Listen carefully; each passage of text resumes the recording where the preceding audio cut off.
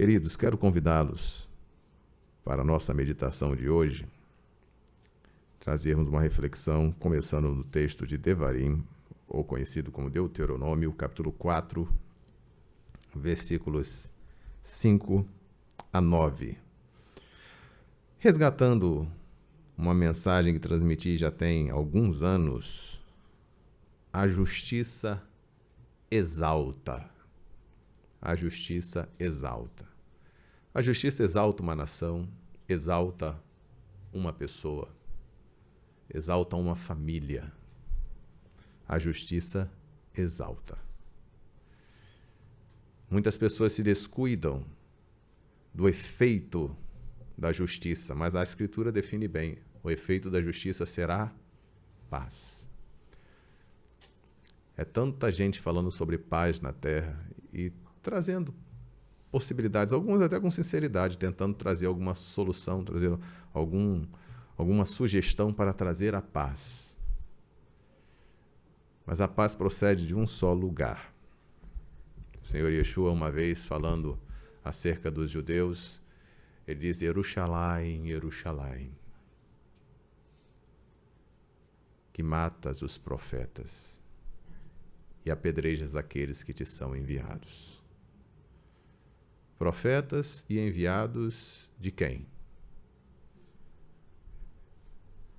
De Elohim.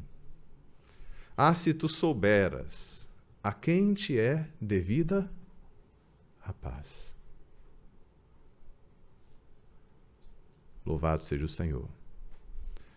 Se o Elohim vivo não der paz, não haverá estratégia, não haverá diplomacia, não haverá acordo que venha assegurar a paz. Até porque o simples fato de não haver guerra não significa que haja paz. Na época da Guerra Fria nós vimos isso bem claro, né? Aliás, hoje a gente vive uma época de Guerra Fria também. Guerra de verdade e Guerra Fria. Aquelas ameaças constantes, isso não é paz. Estado de insegurança, de incerteza, de ansiedade, isso não é paz. Os homens chamam isso de paz. Não, é porque ninguém está pegando em arma, ninguém soltou uma bomba atômica no outro. Os homens consideram isso paz. Está um apontando fuzil para o outro, um com canhão apontado para o outro, e chamam isso de paz. Isso é paz. Paz armada. Louvado seja Elohim. Mas está todo mundo como por dentro, né? Se acidentalmente algum soldado apertar o botão errado, pronto, explode tudo para qualquer lado e para depois desfazer o que foi feito. Difícil. Mas a realidade que o Senhor traz para o seu povo é distinta, porque a paz não depende de acordos, depende de justiça. Justiça. E aquele que pratica a justiça, que anda na justiça, ele terá assegurada a paz, mesmo que ele esteja em guerra. O Senhor diz para o seu povo que eles devem perseverar até o fim, porque estão numa guerra, e haverá guerra até o fim, mas ele assegura a paz. A minha paz vos dou. E ele ainda diz: bem-aventurados os que promovem a... Quem são esses que promovem a paz? São aqueles que têm paz para transmitir. Aqueles que conhecem a justiça de Elohim e dão um exemplo na sua vida, na prática da justiça, para que outros também possam aprender, olhando, vendo, imitando as obras dos que andam na obediência aos mandamentos do Senhor. Muito bem, amados. Isso daí é uma riqueza, um aprendizado maravilhoso. A palavra é uma fonte inesgotável, e a gente se beneficia todo o tempo que está meditando nela. E hoje eu queria resgatar esta passagem. Na verdade, não é a mesma mensagem, mas o título é o mesmo, porque tem muitas questões afins. Mas a justiça exalta. A justiça exalta. O problema de hoje é que muitos não querem a exaltação que a justiça promove. Vê, muitas pessoas preferem a exaltação que algumas celebridades alcançam. Pergunta, essas pessoas, elas são justas? Elas andam na prática da justiça? qual é a conduta dessas pessoas, qual é a forma como elas se relacionam, seu linguajar, a sua maneira de ser, a sua conduta, é uma conduta respeitável. Mas tem muita gente querendo ser como essas celebridades. Não é esse tipo de exaltação que a justiça promove. Muitos não querem a exaltação que a justiça promove. Preferem a exaltação que o dinheiro promove. A exaltação que a fama promove. Muito embora muitas dessas pessoas que são exaltadas desta forma, às vezes ficam aí, né, internamente em frangalhos e não conseguem encontrar paz, mas mantêm toda uma fachada de grandeza. Terrível, terrível realidade. Mas quem quer uma exaltação verdadeira, duradoura, promovida por quem realmente tem valor, louvado seja o Senhor, porque quem exalta aí é Elohim, é o Eterno. Uma coisa é você ser exaltado por uma pessoa de baixo nível, exaltado por bandidos. Se fosse o Escadinha, Fernandinho Beiramar. Ou se fosse algum desses corruptos te exaltando, enchendo a tua bola, você se sentiria exaltado? Não. Eu poderia até deixar ele falar, né? Falar nada, deixar. Bom, ele quer falar, fala. Mas se sentir exaltado, difícil você se sentir exaltado para quem tem um padrão moral, para quem tem referência, não vai se sentir exaltado por uma pessoa, um assassino, um corrupto, um maligno, não vai. Agora, outra coisa é você ser exaltado pelo Eterno. Louvado seja o Senhor. Quando o mensageiro do Senhor chega para Daniel, homem muito amado, logo que tu começaste a orar, saiu a ordem e eu vim. Olha, quando tu começas a ouvir a tua voz lá em cima, tem respeito. Louvado seja o Senhor. Vê a diferença, né? Aleluia. Quando o Senhor, até os companheiros de Daniel também, que passaram por aquela situação da fornalha de fogo, né? E o Senhor exaltou eles. O Senhor apareceu lá no meio da fornalha. Eles foram ameaçados pelo rei. Olha, se você não se dobrar diante da imagem de escultura que eu fiz, vocês vão para a fornalha de fogo. Aí ele falou assim, o Senhor faz o que o Senhor quiser, mas nós não vamos nos dobrar. Mas quem é o Deus? Quem é o Elohim que vai livrar vocês da minha mão? Logo mais ele ia ver. Lançaram os homens na fornalha. E aí apareceu mais um na fornalha. Ele perguntou, não eram 3 que a gente lançou? Como é que tem 4 lá? Você não queria ver quem é que era o Elohim que ia livrar? E o Senhor livrou? Ah, o Senhor livrou. Por quem os companheiros de Daniel, aqueles homens que se mantiveram fiéis ali na Babilônia, em Babel, foram exaltados? Foi pelo rei de Babel? Não. Depois o rei de Babel fez todo aquele circo, né? Não, agora todo mundo deve adorar o rei de Daniel, ao Deus, ao Elohim desses homens, né? Desses Shadrach, Meshach e Abednego, né? Os nomes lá em aramaico babilônico, né?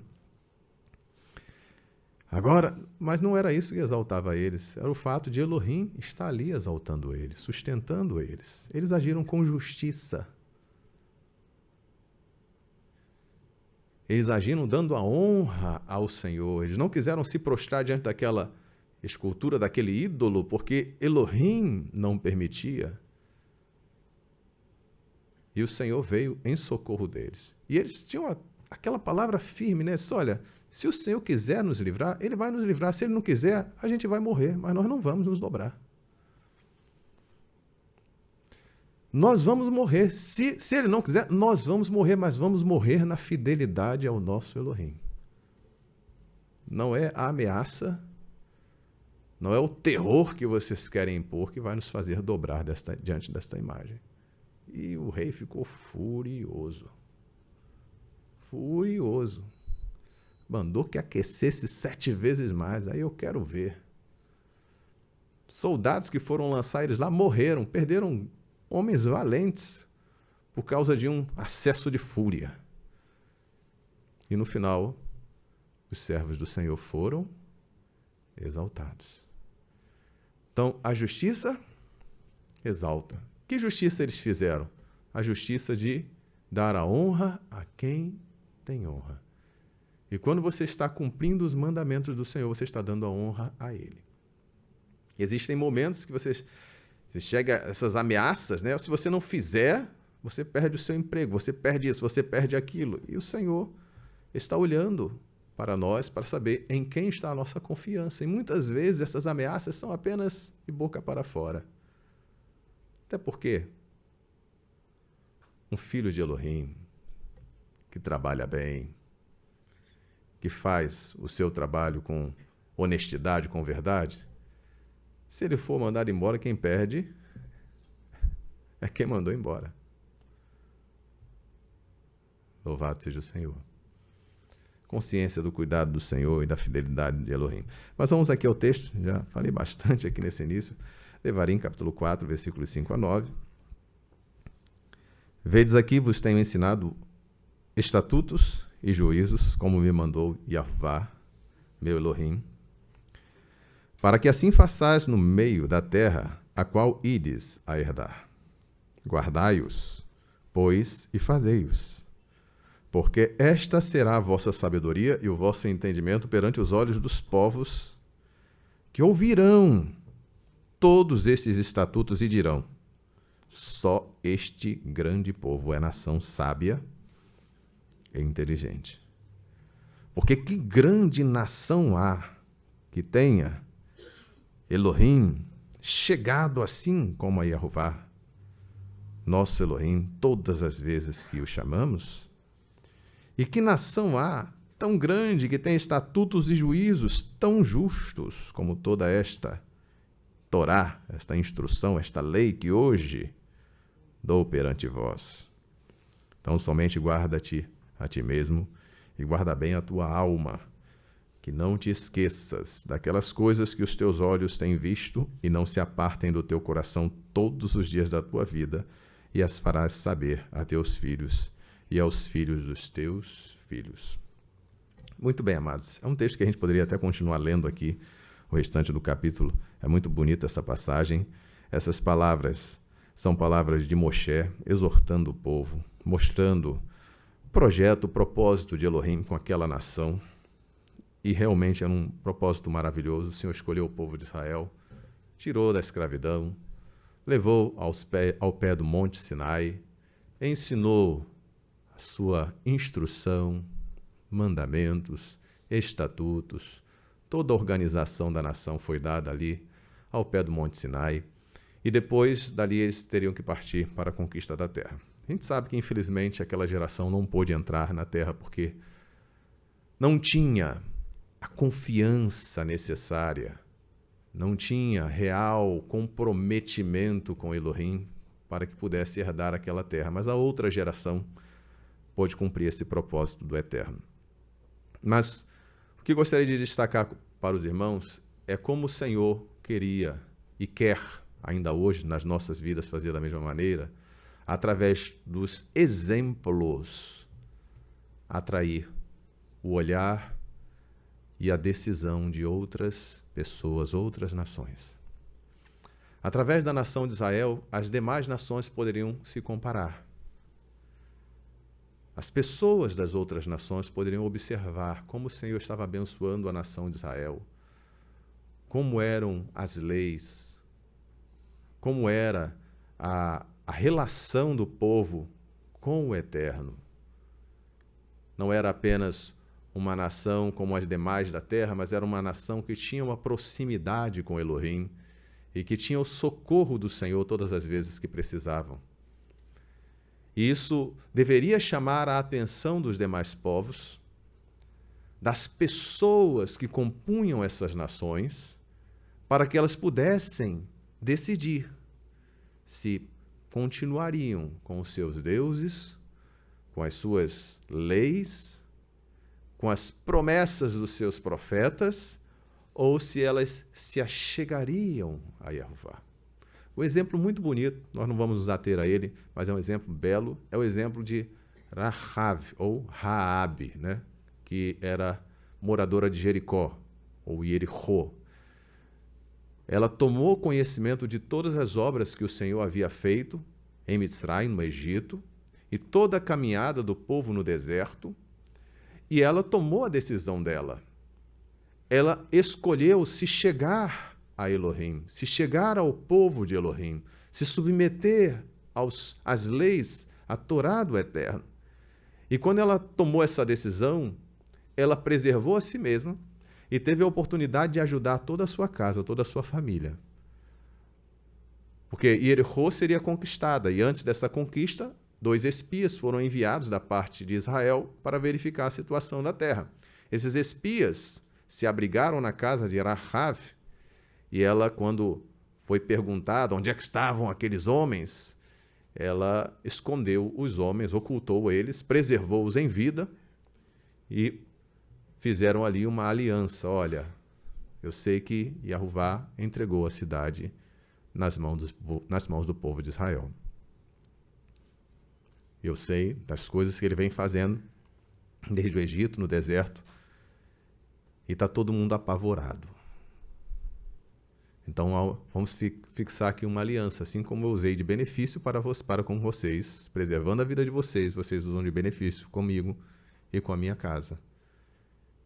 E assim, na hora da conquista da cidade, a casa de Rahav foi a única casa que ficou de pé, porque era uma casa que ficava assentada no muro, mas a casa dela ficou de pé. E todos os que estavam com ela na casa foram preservados com vida. Ela fez uma escolha. Por quê? Porque ela viu a operação do Senhor em benefício da nação de Israel. Ela viu que o Senhor estava guardando aquele povo, conduzindo aquele povo vitoriosamente. Por quê? Porque estavam vivendo em conformidade com a sua instrução. Isso acontece já, inclusive, depois que passou aquela primeira geração, e essa segunda geração que cresceu no deserto, cresceu aprendendo desde cedo os mandamentos do Senhor, e teve firmeza para perseverar. Esta geração, ela pôde causar um impacto na vida.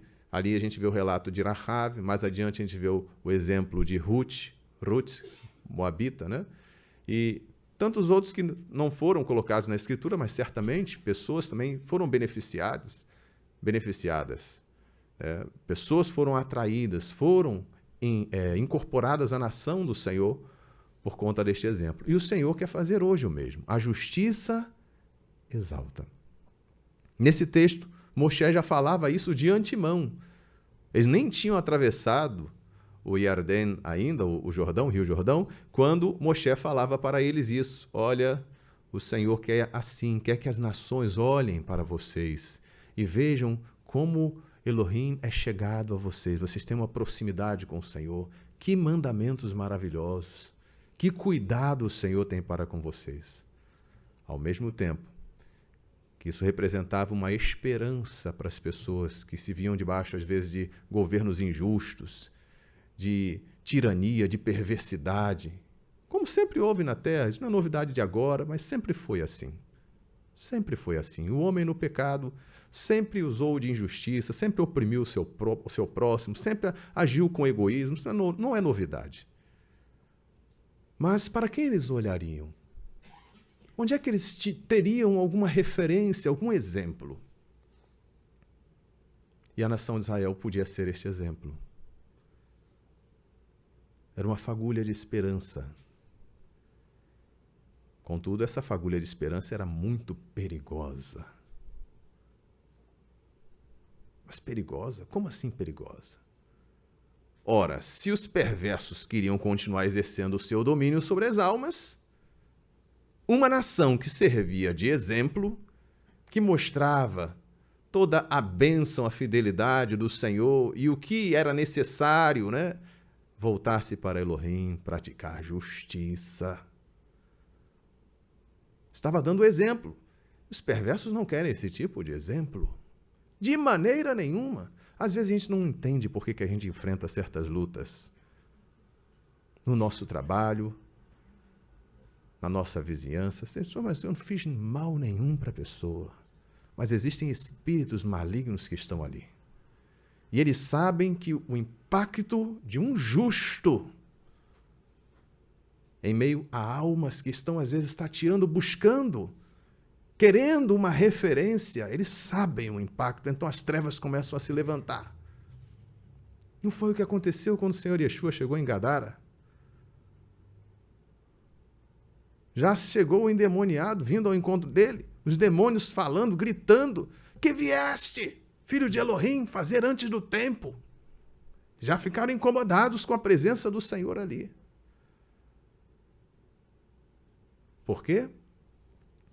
Porque estava ali o Senhor Yeshua, a maior de todas as referências, o maior de todos os exemplos, o Filho de Elohim, o Salvador da humanidade. Poxa, por que esse sujeito apareceu logo ali, logo nesta hora? E a gente precisa também enxergar essas questões. Onde estiver um justo, onde estiver um servo do Senhor brilhando, mostrando na sua conduta a obediência aos mandamentos do Senhor, aí vai se travar um combate inevitável, inevitável. Aquela luz, para as trevas, aquela luz tem que se apagar, porque onde a luz chega, as trevas se dissipam. Luz e trevas estão sempre em conflito. E o Senhor, quando eleva a nação de Israel, quando está projetando aquela conquista, projetando a formação daquele povo que ainda ia se estabelecer, ainda ia se fortificar, ele estava pensando justamente nisso. Dar a essas nações a oportunidade de ver o que é estar sob os cuidados de Elohim na prática da justiça. Porque o Senhor não vai respaldar o que é feito na injustiça. Veja que o Senhor não escolheu qualquer nação. Não, vamos fazer aqui uma adaptação. É a melhor de todas. As leis não são exatamente o que eu estabeleci, mas é a melhorzinha que tem, eu vou abençoar essa daqui. O Senhor não escolheu assim. O Senhor pegou uma nação lá de Mitzrayim, lá da escravidão, trouxe e falou, a lei é essa daqui, o mandamento é esse. Ninguém aqui vai fazer escolha de como é que vai ser a legislação, não. É assim que eu vou abençoar vocês. E olha que tem aquelas passagens que falam, né, que hoje todo mundo usa, né? Bendito serás na cidade, bendito serás no campo. Mas aí esquece de que isso depende da justiça. Mandamentos, estatutos, os decretos do Senhor precisavam ser cumpridos para que viesse esta bênção. E isso serviria de estímulo, obviamente, que você está sendo abençoado, você quer cuidar-se mais, se dedicar mais, mas do outro lado, o maligno que quer a maldição, ele vai colocar tropeço, tentação, dificuldade para que não haja bênção. O maligno não quer a exaltação do justo. O maligno quer a exaltação dos promíscuos, dos que estão na devassidão. Ele quer a exaltação dos mentirosos, dos corruptos. Você vê, aplaude-se. Há pouco tempo estava todo mundo falando, é um bandido, é um político ladrão, é um mentiroso. Morreu, pronto. Olha, morreu fulano de tal. Aí faz toda a cobertura do funeral. Puxa, mas não era um corrupto, um bandido, um criminoso sem vergonha? Por que essa cobertura toda do funeral de um bandido?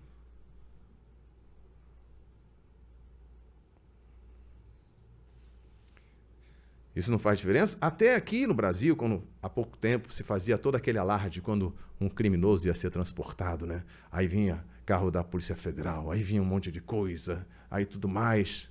Sabe o que os bandidos falavam?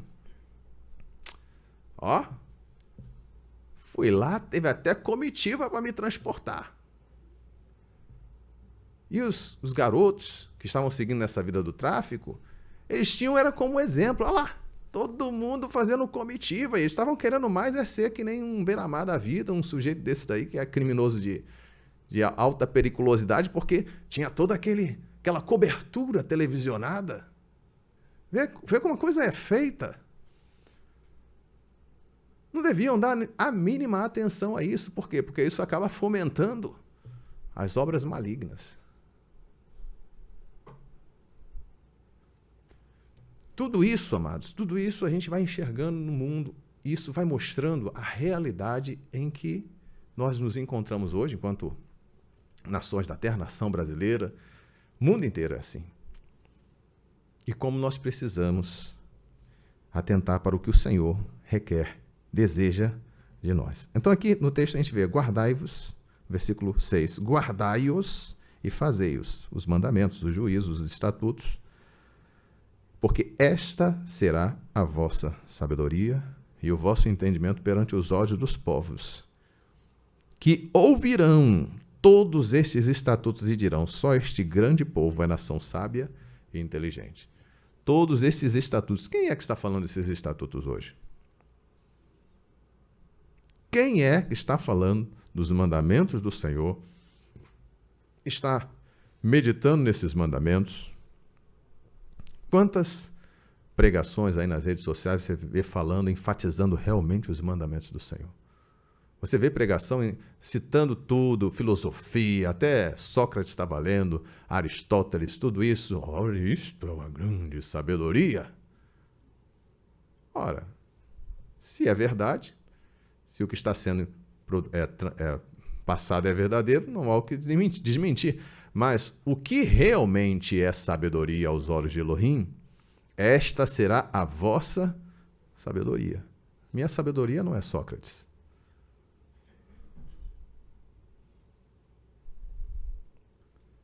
Minha sabedoria, a que eu escolhi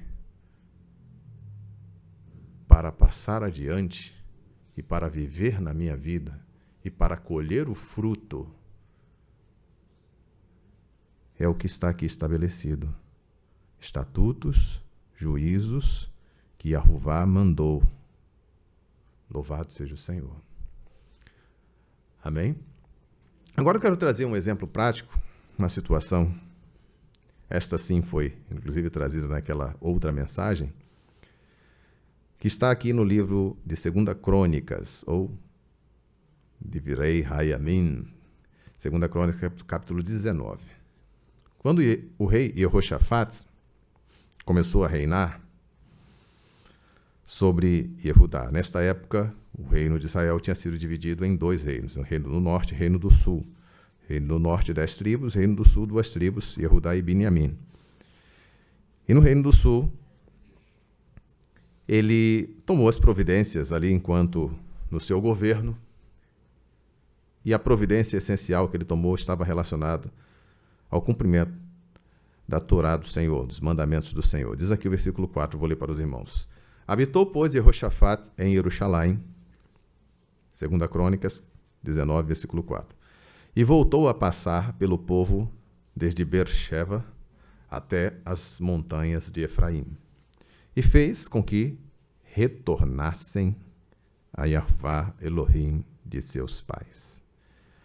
E estabeleceu juízes na terra, em todas as cidades fortes de Judá, de cidade em cidade. E disse aos juízes, vede o que fazeis. Vede o que fazeis. Porque não julgais da parte do homem, senão da parte de Yahová. E ele está convosco no negócio do juízo.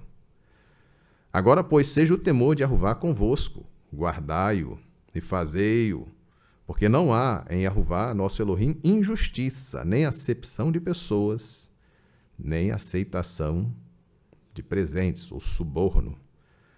E também, em Jerusalém, estabeleceu Jehoshafat alguns levitas e dos sacerdotes e dos chefes dos pais de Israel sobre o juízo de Yahová e sobre as causas judiciais, e tornaram a Jerusalém. E deu-lhes ordem, dizendo, assim andai no temor de Yahová com fidelidade e com o coração inteiro. E em toda diferença que vier a vós de vossos irmãos, que habitam nas suas cidades, entre sangue e sangue, entre Torá e mandamento, entre estatutos e juízos, admoestai-os, que se não façam culpados para com Jeová, e não venha grande ira sobre vós e sobre vossos irmãos, fazei assim, e não vos fareis culpados. E eis que Amariá, o sumo sacerdote, presidirá sobre vós em todo o negócio de Jeová, e Zevaria, filho de Ismael, príncipe da casa de Judá, em todo o negócio do rei. Também os oficiais, os levitas, estão perante vós, esforçai-vos, pois, e fazei-o, e Jeová será com os bons. Muito bem, amados. Uma leitura um pouquinho longa, mas importante essa providência que Jeoshafate tomou. Ele se achegou ao Senhor e percebeu que eu preciso constituir juízes, preciso constituir levitas, os juízes para julgar as causas, os levitas para também ajudar no juízo e ensinar o povo, os sacerdotes também, que teriam parte nesses julgamentos, nas causas. E esse cuidado de Jeoshafate foi fundamental para toda a bênção que ele vai colher logo a seguir. Preste atenção. A escolha de Jeoshafate não foi fazer monumentos. Não foi, primeiramente, buscar as obras faraônicas. Foi buscar estabelecer justiça. E para isso ele precisava que o povo estivesse instruído nos mandamentos do Eterno. Precisava que os juízes estivessem comprometidos com a lei do Eterno, a Torá do Eterno. Isso seria o lançamento das bases. Essa semeadura ia se tornar uma colheita. E a bênção do Senhor naturalmente viria sobre Judá. E foi o que aconteceu. Só que a elevação de Judá para as nações que estavam em redor gerava um problema. Como falei, a nossa vida, a elevação que o Senhor promove no justo, e aí não é necessariamente uma questão voltada para finanças ou para uma projeção de fama, mas uma elevação que o Senhor desperta os olhos da pessoa para ver o nosso esforço. Estamos ali cumprindo o nosso trabalho, na nossa simplicidade, e de repente alguém olha para a gente e diz: eu gostaria de ser como você. Ter essa paz que você tem. Ter essa estabilidade que você tem. Poder não ser consumido por angústia, por um vazio existencial. Quando as pessoas olham para nós e veem o que eles não encontram nas celebridades, o que eles não encontram na televisão, o que eles não encontram nos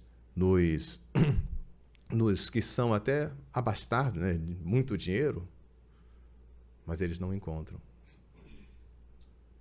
Às vezes até uma pessoa que tem recurso, você está fazendo ali um trabalho, dando uma assistência, prestando um serviço, e ele olha assim: de onde é que você é? O que você é? Ela olha assim: tem alguma coisa diferente em você. Louvado seja o Senhor. E isto, amados, isto é exaltação, só que as pessoas não percebem isso. Você percebe que Elohim te permite alcançar isso? E você é parte disso, porque você faz escolhas todos os dias. Se vai obedecer, se não vai obedecer, se vai buscar a palavra do Senhor para conhecer, para ensinar, ou se vai buscar outras coisas, tem outras prioridades. Todos os dias a gente faz escolhas. E Jeoshafate fez a escolha dele, ele era um rei. Ele precisava conduzir uma nação, e ele escolheu: vou colocar juízes, vou colocar levitas, eles vão ensinar. E ele falou assim: olha, ele vigiou sobre isso: olha, prestem atenção, julguem esse negócio direito. Não tragam maldição sobre o nosso povo. E o Senhor começou a abençoar Judá. E Judá não estava ali querendo, né, os aplausos das nações. E Jeoshafate estava buscando cuidar do seu povo, cuidar de si mesmo, cuidar daquilo que era de Elohim. Mas isso gerou um problema para os que estavam ao redor. Porque, obviamente, quem está na inimizade contra Elohim, quem está na prática da rebelião contra Elohim, vai ficar incomodado. Se deixarmos assim, não foi o que falaram do Senhor Yeshua? Se o deixarmos assim, virão os romanos e tirarão o nosso lugar. Nós não podemos deixar a luz resplandecendo. Tem que apagar. E aí o que acontece logo depois? Olha só o que capítulo 20, versículo 1. Eu não vou ler tudo porque não dá tempo de a gente tratar hoje. Sucedeu que depois disso, os filhos de Moabe, sucedeu que depois, não antes, depois disso.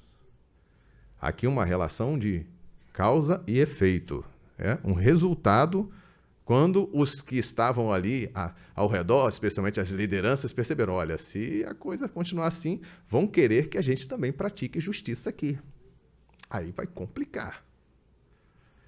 Se este exemplo começar a ser requerido, não, nós queremos que as leis sejam as mesmas lá de Judá, porque o negócio lá está funcionando, a lei lá é boa, gostei. O povo está sendo abençoado lá, e Jeoshafate está fazendo um bom governo aqui, a gente quer a mesma coisa aqui também. Já pensou que perigo? Perigoso, né? A pessoa do reino dos céus, o reino do Senhor Yeshua. Por que não se gosta de falar do reino do Senhor Yeshua? É uma coisa difícil até de ouvir. Hoje dos crentes falando, porque não se fala do reino do Senhor Yeshua. Por quê? Porque o reino do Senhor Yeshua não é comida, nem bebida, mas justiça, paz e alegria no Espírito. Então, se começar a falar do reino de Yeshua, aí complica, né? Porque os reinos dos homens têm uma outra realidade, né? É injustiça, guerra e tristeza. Na carne e no Espírito, em tudo que é lugar. É exatamente o contrário. Então, o reino do Senhor Yeshua, ele traz este impacto. E não se pode falar. Não temos outro rei senão César. Não temos outra lei senão a romana.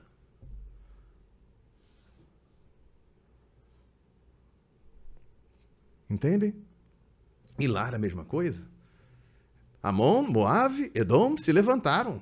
3 reinos. Puxa, o negócio incomodou mesmo. Os reis começaram a estar pensando, bom, se a coisa ficar assim, o problema não é nem quem é que vai reinar, porque se a coisa for justa, não vai sobrar nada pra gente.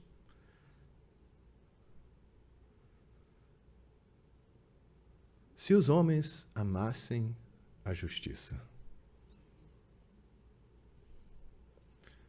o que em primeiro lugar precisaria vir? Primeiro, o temor do Senhor, porque o homem que não honra ao seu Criador não pode se declarar justo.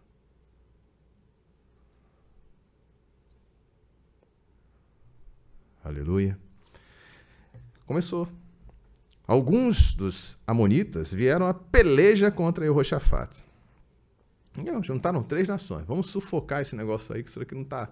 Esse modelo aí não está servindo, não. Isso daí está dando problema, daqui a pouco está todo mundo querendo imitar. Já tem gente falando aqui em ir para lá e migrar para lá. Não dá certo. Foram fazer guerra. E a gente sabe como é que termina essa história, né? Jeoshafate tinha até se preparado bem, se fortificado, mas eram 3 reinos contra 1. E isso era uma desproporção muito grande para a batalha. Ele pediu o socorro do Senhor, o Senhor socorreu. História bela, né? A gente pode ler depois, os irmãos podem ler.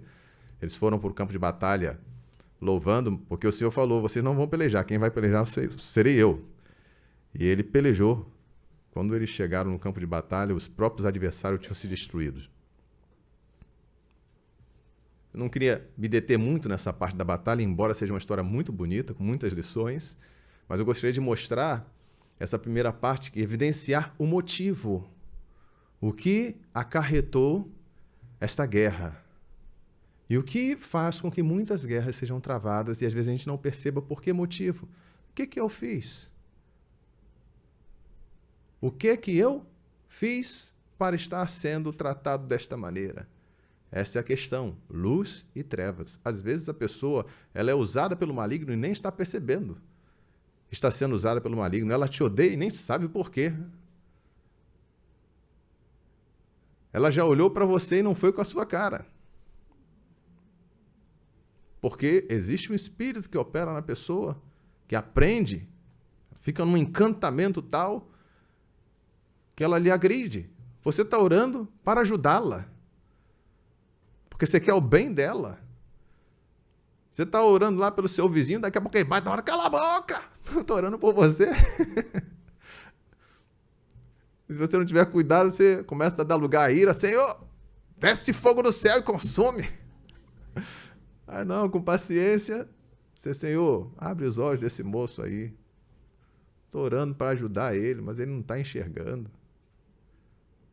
Quero a destruição da alma dele. Quero a salvação dele. Satã que quer destruir ele. Eu não quero. Aleluia. Mas a gente tem que ter esta visão da exaltação que o Senhor promove. Não para vanglória, mas para que sirvamos de referência, de exemplo para as vidas que querem paz,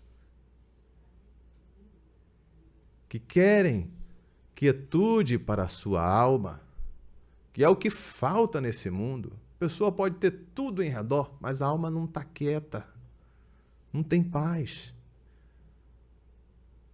Aí ela vai recorrer a uma religião e vão falar um monte de filosofia, mas ensina para ela a guardar os mandamentos, por favor.